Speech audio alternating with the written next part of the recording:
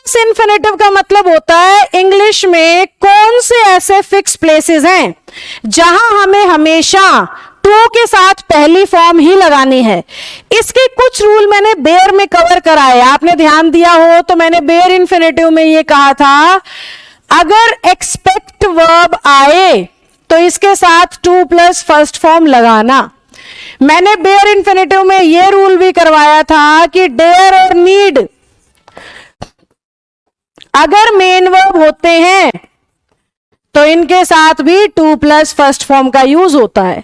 ये दोनों बातें मैं पिछली क्लास में पूरी करा चुकी हूं, तो इसलिए इसके आगे बढ़ना चाह रही हूं। यानी आज की क्लास का पहला पॉइंट बनता है टू इन्फिनेटिव को लेकर के कि जहां पे भी आप इंग्लिश में नो शब्द के साथ हाउ बोलोगे,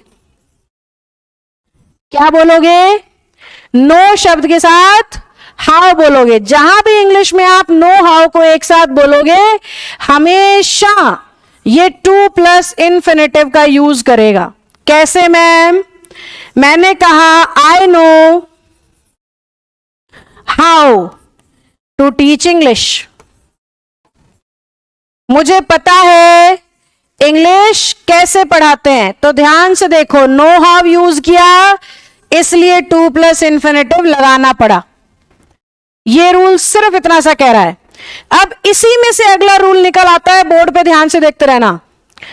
किसी भी WH वर्ड के बिल्कुल साथ अगर आप मेन वर्ब लिखते हो तो वो भी टू प्लस फर्स्ट फॉर्म ही होगी।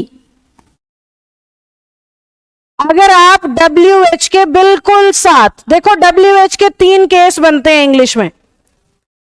पहला स्ट्रक्चर होता है WH के बाद हेल्पिंग वर्ब, फिर subject, so on question mark.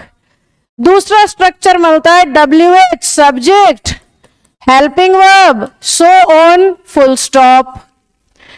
तीसरा मैं पढ़ा रही हूं फिलहाल आपको। तीसरा स्ट्रक्चर ये बनता है WH का कि WH होगा पर इसके बिल्कुल साथ वर्ब आ जाएगी, ना हेल्पिंग ना सब्जेक्ट, सीधा मेन वर्ब आ जाएगी। तो वो भी टू इन्फिनेटिव के साथ चलेगी हमेशा। कैसे मैम? मैंने कहा where to go now, I am confused, मुझे समझ नहीं आ रहा किस तरफ जाऊं। व्हाट टू डू, एक आधा पेपर हमारा पास नहीं होता तो हम कहते हैं पता नहीं अब क्या करूंगा मैं। तो what to do in this situation. आप ध्यान से देखो, व्हाट के, व्हेन, वेयर के बिल्कुल साथ वर्ब लिखना चाह रहे हो, इसलिए क्या बोलना पड़ रहा है? टू प्लस वर्ब की फर्स्ट फॉर्म। समझ पाए बच्चों?